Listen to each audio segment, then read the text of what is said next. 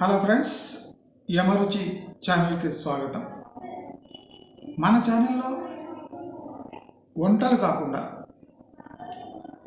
Season wise ఏ కూరగాయలు, పండ్లు అంటే సీజన్ వైజ్ తక్కువ ధరలో దొరికే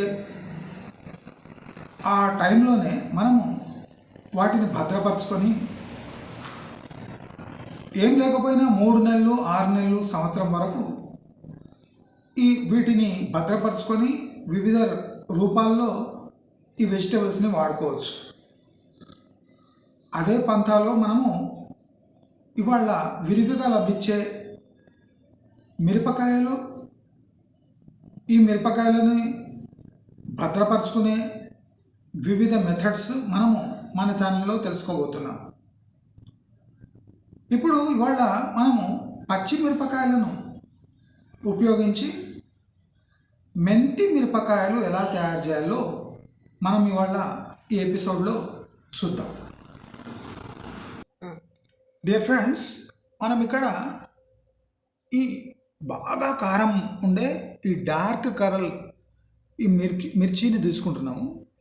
మనము దీని బదులు ఎక్కువ లావు ఉండే, కొద్దిగా సైజు పొట్టిగా ఉండే మిరపకాయలు కూడా దొరుకుతాయి. అవి నింపుడు కాయల కోసం చాలా బాగుంటాయి.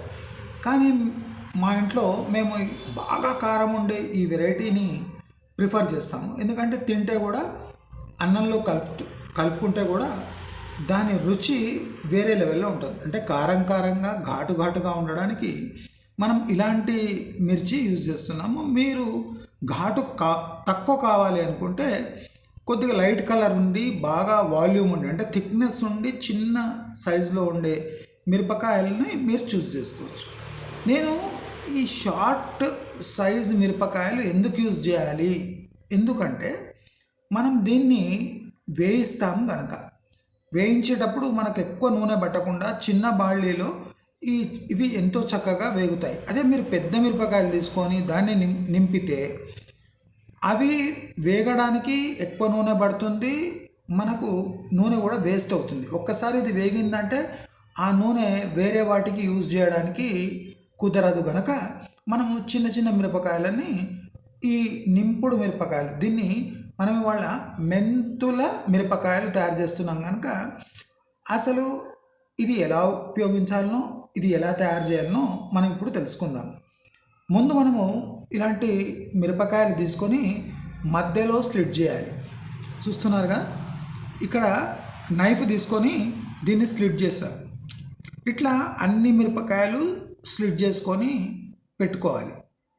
పెట్టుకొని ఇప్పుడు దీంట్లో ఏం నింపాలి, ఈ ప్రక్రియ చెప్పే ముందు మీకు ఒక విషయం చెప్పాలి. మనమందరము మన జీవితంలో మజ్జిగ మిరపకాయలు అనేవి రుచి చూసి ఉంటాం. కానీ మజ్జిగ మిరపకాయలకు 10ంతలు రుచి ఉండే ఈ మెంతుల నింపుడు మిరపకాయలను తిని చూడండి, మీరు మజ్జిగ మిరపకాయలను మర్చిపోతారు. మజ్జిగ మిరపకాయలు మజ్జిగలో దాన్ని ముంచి ఎండబెట్టిన లోపల డొల్లగా ఉంటాయి. కానీ ఈ మిరపకాయలు డొల్లగా ఉండవు. ఈ మిరపకాయల్లో తగిన మసాలా నింపి వేయించుకొని, ఇది అన్నము, నెయ్యి, ఈ మిరపకాయలు వేసుకొని కంప్లీట్ భోంచేయవచ్చు. అలా ఉంటుంది. అంటే టేస్ట్ తెలిసిన వాళ్ళకి చెప్తున్నాను నేను. అయితే ఇవాళ మనము దీంట్లో నింపబడుతున్న పదార్థాల గురించి తెలుసుకుందాం. ఇక్కడ చూడండి, మెంతుల పొడి. ఇక్కడ చూస్తున్నా, మెంతులు తెలుసు కదా మీకు. మెంతులు డయాబెటీస్కి యూజ్ చేస్తారు. దానికి యూజ్ చేసే గింజల పొడి ఇది, మెంతుల పొడి. మనం మెంతుల పొడి ఎంత తీసుకుంటాను, దానికి డబల్ ఇక్కడ ఉప్పు తీసుకుంటున్నాం. మనము ఈ రిఫైన్డ్ ఉప్పు కన్నా నాటు ఉప్పు, నార్మల్ ఉప్పు తీసుకోవడం చాలా శ్రేయస్కరం, రుచిగా ఉంటుంది. ఉప్పు శాతం అంటే ఉప్పు యొక్క సాంద్రత ఎక్కువ ఉంటుంది దీంట్లో, అందుకోసం ఈ ఉప్పు ఉపయోగించాలి. అయితే దీంట్లో ఈ ఇంగువ పొడి ఉపయోగించాలి. ఈ ఇంగువ పొడి ఎందుకంటే, ఇప్పుడు చూడండి, మనం ఇది ఘాటుగా మసాలా తిన్నప్పుడు ఇది జీర్ణం కావాలంటే ఈ ఇంగువ యూజ్ చేయాలి. అంటే ఇంగువ ఏమంటే ఈజీగా డైజెస్ట్ చేయడానికి ఇది సహాయకరంగా ఉంటుంది. దీని ఘాటు, దీని రుచి కూడా దీని ఎన్హాన్స్ అవుతుంది, అంటే ఎక్కువ అవుతుంది ఈ యాడ్ చేస్తే. అయితే ఇప్పుడు మనం ఈ మెంతుల పొడి, దీంట్లో ఇంగువ కలుపుకున్నాము, ఇది ఉప్పు, ఇవన్నీ మిక్స్ చేసుకోవాలి. మిక్స్ చేసుకొని ఇప్పుడు మనం దీంట్లో నింపుతాము, సరే.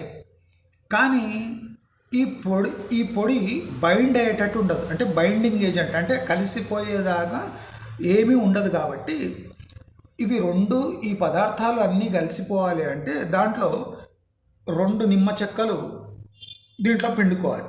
అంటే తగినంత నిమ్మ చెక్క పిండుకోవాలి. మీకు పులుపు ఎక్కువ కావాలిస్తే ఎక్కువ వండుకోవచ్చు, తక్కువ కావాలిస్తే తక్కువ వండుకోవచ్చు. కానీ ఈ ఈ నిమ్మకాయల పని ఏమంటే ఈ టోటల్ పౌడర్ని ఒక చోట బైండ్ చేసి ఈ మిరపకాయల బయట రాకుండా చూసుకునే పని ఈ నిమ్మకాయ చేస్తుంది. దాంతోపాటు పులుపు కూడా ఈ కారంగా ఘాటుగా ఉంటుంది కాబట్టి పులుపు కూడా ఈ నిమ్మకాయ ఈ పొడికి అందిస్తుంది. కాబట్టి ఈ నిమ్మకాయల్ని యూజ్ చేస్తాం. ఇప్పుడు మనం ఏం చేయాలంటే ఈ పొడిని అంతా కలుపుకొని నిమ్మ చెక్క దీంట్లో పిండుకొని ఈ మిరపకాయల్లో మనము దాంట్లో నింపేసేయాలి. నింపినాక ఏం చేయాలి, ఇప్పుడు వీటిని ఎండబెట్టాలి.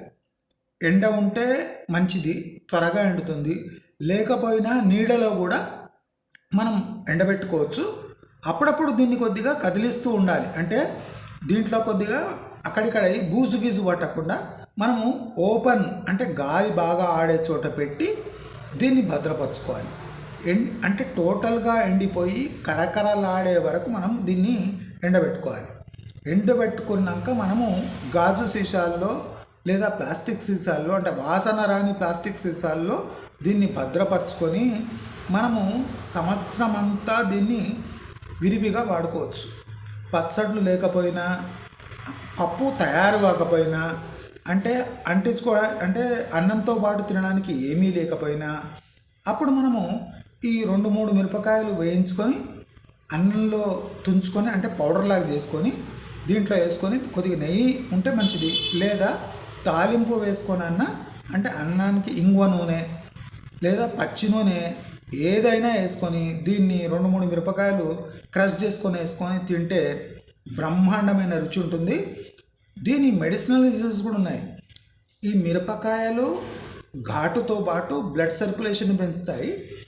అది కాకుండా దీంట్లో ఔషధ గుణాలు ఏమంటే దీంట్లో విటమిన్ సి ఉంటుంది. ఈ ఇంగువ మన శ్వాస, అంటే మన ఊపిరితిత్తులను ఫ్రీ చేస్తుంది. మెంతులు డయాబెటీస్ అంటే కంట్రోల్ కోసం పనిచేస్తుంది. ఇక్కడ ఉప్పుతో పాటు ఈ మెంతులు కలుపుతున్నాం. ఈ మెంతులు, ఈ మిరపకాయలు, విటమిన్ సి ప్లస్ ఇంగువ, ఇవన్నీ మెడిసినల్ యూజెస్.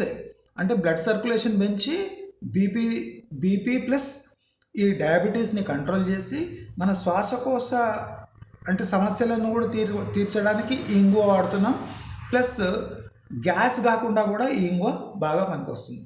కాబట్టి ఈ ఘాటైన మిర్చి, అంటే మెంతుల మిరపకాయలను మీరు తయారు చేసుకొని మీ ఇంటిలపాది వాడుకుంటారని నేను ఆశిస్తూ, మరి వచ్చే ఎపిసోడ్లో ఇంకో కొత్త డిష్తో కలుద్దాం.